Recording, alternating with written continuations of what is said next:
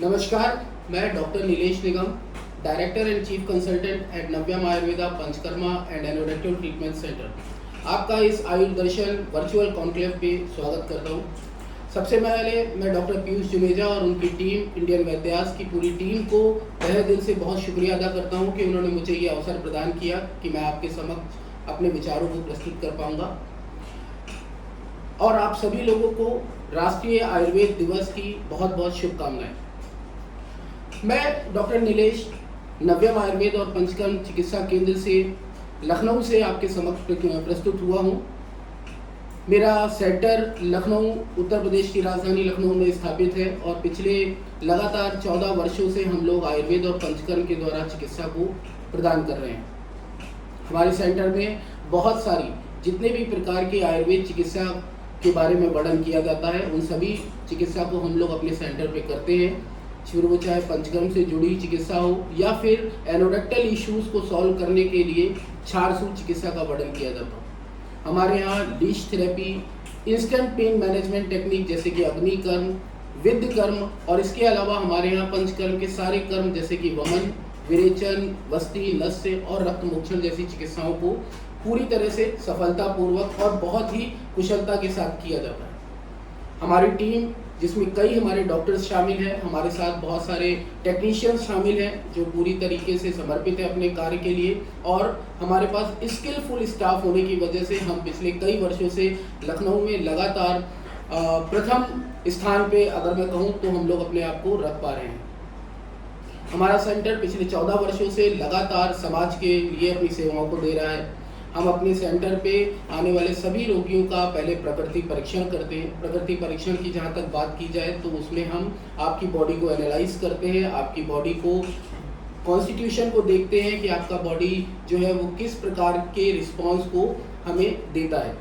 Climatic condition के accordingly आपके आहार विहार और विचार के बारे में हम आपको पूरी तरह से जानकारी देते हैं। हम अपने रोगियों को ऋतु के अनुसार कैसा वेदर चल रहा है, उसमें आपको क्या डाइट लेनी चाहिए या किस प्रकार की आप बीमारी या व्याधि हमारे पास लेकर आए हैं, उसको विचार करते हुए हम प्रॉपरली डाइट चार्ट भी पेशेंट को प्रोवाइड करते हैं। और इस प्रकार हम आयुर्वेद की जितनी भी कंप्लीट चिकित्सा है उसको हम पूरा ही रोगी के साथ शेयर करते हैं। हमारे चिकित्सा केंद्र में लगातार बहुत सारे अनुसंधान होते रहते हैं जिसके अंतर्गत हम बहुत सारी औषधियों का भी निर्माण कर रहे हैं। उन औषधियों में हमारे पास कई ऐसी औषधियां हैं जो आपके जोड़ों के दर्द में, कमर के दर्द में बहुत अच्छा काम करती हैं। बहुत सारी ऐसी औषधियों को हम बना रहे हैं जो आपकी स्किन केयर के लिए बहुत ही उपयोगी साबित होंगी। इसके अलावा हम अपने सेंटर पे बहुत सारी ऐसी औषधियां बना रहे हैं कि जो गर्भ धारण करने वाली महिलाएं हैं और गर्भ अगर स्थापित हो गया है, वो गर्भवती हैं, तो उनको प्रति मास कैसी औषधियों का सेवन करना चाहिए, किस प्रकार का आहार लेना चाहिए। हमारे सेंटर पे गर्भवती महिलाओं के लिए गर्भ संस्कार जैसी चिकित्सा पद्धति को भी किया जाता है। हमारे सेंटर के हमारे पैनल में डॉक्टर मयूरी जो हमारी को डायरेक्टर है, को फाउंडर है नव्यम आयुर्वेदा की, स्पेशली इनफर्टिलिटी पे बहुत ही विस्तृत तौर पे कार्य कर रही है। पिछले कई वर्षों में उन्होंने लगातार कई ऐसे निसंतान दंपतियों को खुशी दी जो कि हमने सिर्फ आयुर्वेद के वजह से करा। आयुर्वेद भी इनफर्टिलिटी के लिए जिस प्रकार उत्तर वस्ती जैसी चिकित्सा का वर्णन किया गया है वो हमारे सेंटर पे बहुत ही विस्तृत तौर पे की जाती है। इसके बाद अगर मैं बात करूं कि सर्जिकल पार्ट की, तो चूंकि मैं एक सर्जरी का पर्सन हूं, मेरा जो पोस्ट ग्रेजुएशन है, मेरी जो हायर स्टडीज़ हैं वो सर्जरी में है। मैंने पोस्ट ग्रेजुएशन किया है एमएस हूं मैं जनरल सर्जरी में। तो खास तौर से मैं एनोरेक्टल डिजीजेस को, जिसमें कि आपकी piles, fistula, fissure, pilonidal sinus, rectal abscess, anal abscess की बात करते हैं, इन सभी बीमारियों को इलाज हम पिछले कई वर्षों से लगातार सफलतापूर्वक कर रहे हैं। और इस बीमारियों को ठीक करने के लिए जिस विधा का हम लोग इस्तेमाल करते हैं वो आयुर्वेद में वर्षों पुरानी और साइंटिफिकली प्रूव्ड चिकित्सा क्षारसूत्र पद्धति कहलाती है। क्षारसूत्र के द्वारा हम अपने आने वाले रोगियों को सिर्फ लखनऊ ही नहीं, लखनऊ के आसपास के बहुत सारे जिलों से हमारे पास मरीज आते हैं जो केवल इस प्रकार की चिकित्सा कराते हैं और अपने एनोरेक्टल इश्यूज को बहुत आसानी से सॉल्व कर पाते हैं। आज मुझे जिस प्रकार का एक मौका दिया गया है कि आपके सामने अपनी बात को रखने का, तो उसमें सबसे पहले तो मैं आपको आयुर्वेद दिवस की बहुत बहुत बधाई दूंगा।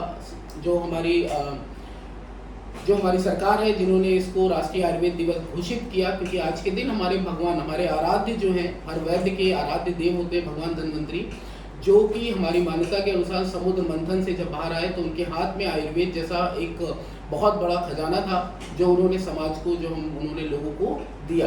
तो इसलिए हम इसको आज के दिन को नेशनल आयुर्वेदा डे के तौर पे भी मनाते हैं। राष्ट्रीय आयुर्वेद दिवस को बनाने के पीछे जो हमारा मूल उद्देश्य है वो केवल ये रहता है कि ज़्यादा से ज़्यादा सोसाइटी को, समाज को हम आयुर्वेद के बारे में जागरूक कर पाएँ। आयुर्वेद अपने आप में एक बहुत चमत्कारिक, बहुत ही ऐसी चिकित्सा विधि है जिसके द्वारा आप अपने बहुत सारी ऐसी बीमारियों का इलाज करा सकते हैं जो और बहुत सारी पैथीज में आके नहीं ठीक हो पा रही होती। आयुर्वेद में ऑलमोस्ट हमारे सामने जितनी भी बीमारियां हैं वो सारी बीमारियों का वर्णन किया गया है और उनकी चिकित्सा को बहुत अच्छे से बताया गया है। तो विश्व आयुर्वेद दिवस के उपलक्ष्य में मैं आप लोगों से यही अनुरोध करना चाहूँगा कि आप अपने परिवार के लिए, अपने आप के लिए, अपने परिजनों के लिए और अपने आसपास जो भी आपसे व्यक्ति जुड़ता है उसको आयुर्वेद के लिए बताइए और उनसे कहिए कि अगर आप आयुर्वेद की चिकित्सा कराएंगे तो ना सिर्फ आपकी व्याधि पूरी तरह से खत्म होगी, ना सिर्फ आपकी बीमारी पूरी तरह से ठीक होगी, आप स्वस्थ होंगे, बल्कि आने वाले समय में बहुत सारी बीमारियों से आप बच सकेंगे। आयुर्वेद के बारे में आज का जो हमारा मूल मुद्दा है, जिस मुद्दे पे मुझे आपके सामने बात करने को बोला गया है, आज का जो टॉपिक है उस पे हमने आयुर्वेदा और लॉन्गेविटी, ये इस नेशनल आयुर्वेदा डे की थीम है। और इस थीम के अकॉर्डिंगली अगर मैं बात करता हूँ, लॉन्गेविटी या लॉन्जेविटी की अगर हम बात करेंगे तो उसका मतलब होता है कि किस प्रकार कोई व्यक्ति अपनी एक शतायु को पूर्ण करता है, एक पूर्ण आयु को प्राप्त करता है। आज के टाइम में आप देखते हैं मेडिकल साइंस ने बहुत तरक्की कर ली है, हमने लाइफ स्पैन को तो बढ़ा दिया है, बट क्या आप सोचते हैं कि हमने क्वालिटी ऑफ लाइफ को बढ़ाया है? आज अगर आप कहीं भी नज़र डालेंगे तो बहुत, हर परिवार में, हर घर में कोई ना कोई एक शख्स ऐसा होगा जो एलोपैथिक मेडिसिन को लगातार खा रहा है और वो दवाइयाँ, वो औषधियाँ ऐसी हैं जो आपको निरंतर खानी पड़ती हैं। फिर वो चाहे ब्लड प्रेशर की बात करते हैं, चाहे डायबिटीज़ की बात करते हैं, चाहे हाइपोथायराइडिज्म की बात करी जाए या किसी भी प्रकार के मेटाबॉलिक डिसऑर्डर की बात करते हैं। आज के टाइम में अगर आप देखते हैं, अगर आप पिछले बहुत साल पहले अपने आपके घर में जो बड़े बुजुर्ग हैं, कभी आप उनसे बात करेंगे, then you will find that there was no such kind of disease at that particular time। और अगर होती भी थी तो बहुत कम लोगों के बीच ये बात, या बहुत कम लोगों को ये बीमारियां होती थी जिनको आज हमने लाइफ स्टाइल डिसऑर्डर्स पे या मेटाबॉलिक डिसऑर्डर्स के अंतर्गत रखा हुआ है। ये वो बीमारियां हैं जिनकी वजह से जब मरीज़ इन बीमारियों से ग्रसित होता है तो उसको इनकी दवाएं निरंतर खानी पड़ती हैं, ऐसा कई डॉक्टर्स का कहना होता है। आयुर्वेद और लॉन्गेविटी के बारे में बहुत लंबी बात की जा सकती है, बिकॉज आयुर्वेद जो है वो लॉन्गेविटी के बारे में ही वर्णन करता है। Ayurveda, the meaning of Ayurveda, the Ayurveda itself defines that the study of life. Ayurveda एक चिकित्सा पद्धति नहीं है, Ayurveda is not only the treatment procedure, Ayurveda is a complete life style. आप कैसे अपने जीवन को जीते हैं ये आयुर्वेद बताता है। आपको प्रातः सुबह उठ के क्या करना चाहिए, रात में क्या लेना चाहिए, किस मौसम में किस तरह की चीज़ों का सेवन करना चाहिए, दही का सेवन कब करना चाहिए। जैसे कि बहुत कॉमन सा एग्जांपल मैं आपके सामने रखूँगा, दही। हमारे बीच में बहुत सारे लोग ऐसे होंगे जो गर्मियों में बहुत दही खाते हैं, जो इस शरद ऋतु में, ऑटम सीजन की बात करते हैं, बहुत दही का सेवन करते हैं। आयुर्वेद ने स्पष्ट तौर पे बताया हुआ है कि रात्रिकालीन, रात में दही नहीं खाना चाहिए, ग्रीष्म ऋतु में दही नहीं खाना चाहिए या शरद ऋतु में दही का सेवन नहीं करना चाहिए। क्यों? क्योंकि जब आप इनको सेवन करते हैं तो दही जो होता है उसका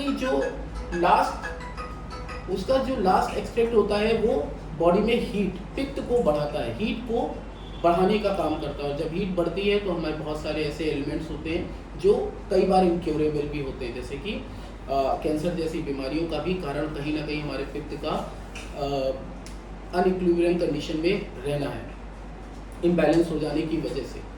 आयुर्वेद की लॉन्गेविटी की अगर हम बात करते हैं तो आयु और वेद, जो पढ़ाई हमें आयु के बारे में बताती है, जो हमें ये बताती है कि आप अपनी आयु को कैसे पूरा कर सकते हैं, आप शतायु कैसे हो सकते हैं, वहीं से आयुर्वेद की शुरुआत होती है। आयुर्वेद के बारे में अगर मैं और छोटी सी एक बात कहूँ तो आपको बड़ा आश्चर्य होगा कि दुनिया की कोई भी मेडिकल साइंस इस तरह की बात नहीं कर सकती। सारी मेडिकल साइंस ये कहती है कि आप बीमार होइए, हमारे पास आइए, हम उसको ठीक कर दें। आयुर्वेद एक ऐसा अकेला साइंस है जो ये बताता है कि अगर आप हमारे पास आएंगे तो हम आपको बीमार ही नहीं होने देंगे। और यही कारण है कि हमारे ऋषि मुनियों ने सबसे पहले जिस चीज़ का वर्णन किया वो उन्होंने यही बताया कि किस प्रकार स्वस्थ व्यक्तियों के स्वास्थ्य की हमें रक्षा करनी चाहिए। उसके बाद बीमार वाले व्यक्ति का या बीमारी रोग से ग्रसित रोगी को हमें ठीक करना चाहिए। पर the motto of Ayurveda, the first motto of Ayurveda is to maintain the health of a healthy person, and this is the ultimate point for Ayurveda and longevity. अगर आप आयुर्वेद के साथ अपने जीवन को जीते हैं, आयुर्वेद की जीवन शैली अपनाते हैं, आप कहीं से भी इस मेरी बातों को सुन रहे हो, आप जिस शहर में हो, जिस कंट्री में हो, try to consult your nearest Ayurveda doctor for your daily routine. Try to consult your nearest Ayurveda doctor for your daily regime according to the climatic conditions, according to the weather, according to your age, according to your body constitution. आपकी प्रकृति क्या कहती है, आपकी ऋतु क्या कहती है, आपका देश, आपकी जगह, लोकेशन क्या कहती है। आप मेघालय में है तो वहाँ की क्लाइमेटिक कंडीशन हमेशा अलग रहती है, वहाँ पे बारिश होती है, वाटर कंटेंट ज़्यादा होते हैं। आप अगर किसी डेजर्ट एरिया में है, सपोज करिए आप जैसलमेर या रेगिस्तान जैसे एरिया में कहीं पे बात अगर मुझे देख रहे हैं, सुन रहे हैं, तो वहाँ पर आपको अलग तरह की लाइफस्टाइल अपनानी पड़ती है। तो हमें इस बात को समझना चाहिए कि अगर आप लॉन्गेविटी की बात करते हैं तो हमें क्वालिटी ऑफ लाइफ पे फोकस करना बहुत ज़रूरी है, जो कि आयुर्वेद कहता है कि हिताहितम सुखम आयुस्तस्य हिताहितम, मतलब आयु जो है वो हितकारी भी होनी चाहिए, अहितकारी भी होनी चाहिए, लेकिन क्या हमें लाभकारी है उस पर हमें फोकस करना चाहिए। जितने भी हमारे मेटाबॉलिक सिंड्रोम्स आते हैं, जितने भी हमारे मेटाबॉलिज्म के कारण होने वाले रोग हैं, फिर वो चाहे एंडोक्राइनल रोगों की बात करते हैं, हम थायराइड की बात करते हैं, हाइपोथायराइडिज्म आजकल आप देख रहे हैं हर तीसरे व्यक्ति को हाइपोथायराइडिज्म डिटेक्ट होता जा रहा है। डायबिटीज़ के बारे में आप जानते ही हैं किस प्रकार इंडिया हमारी वर्ल्ड कैपिटल हो गई है, दुनिया में सबसे ज़्यादा डायबिटीज़ के पेशेंट इंडिया में हो, और जिस प्रकार से कैंसर जैसी बीमारी फैल रही है, कुछ ही सालों में आप यकीन मानिए हमारे देश भी कैंसर की बीमारी में भी आगे हो जाएगा और हमारे पास सबसे ज़्यादा कैंसर के रोगी होंगे। तो अगर हम मूल रूप से चिकित्सा करते हैं तो हम जाहिर सी बात है इन सभी बीमारियों से बच सकते हैं, अपनी आयु को पूर्ण कर सकते हैं और हित आयु को पूर्ण कर सकते हैं, बहुत अच्छी आयु को जी सकते हैं, क्वालिटी ऑफ लाइफ के साथ जी सकते हैं। उसके लिए बहुत ज़रूरी पार्ट है कि अपने शरीर को समय के अनुसार शोधन कराते रहना चाहिए। You need to purify, you need to detoxify your body according to the schedule, according to the climate, according to your health, according to your all the body elements, and this can be explained very good by any Ayurveda doctor which is very nearby you. आपकी जो भी नज़दीक है आप उन आयुर्वेदिक चिकित्सक से संपर्क करिए और उनसे डिटॉक्सिफिकेशन के ऊपर बात करिए, उनसे कहिए कि मुझे पंचकर्म जैसी चिकित्सा करानी है। पंचकर्म अपने आप में एक संपूर्ण चिकित्सा है, that is the complete treatment to maintain your health और लॉन्गेविटी।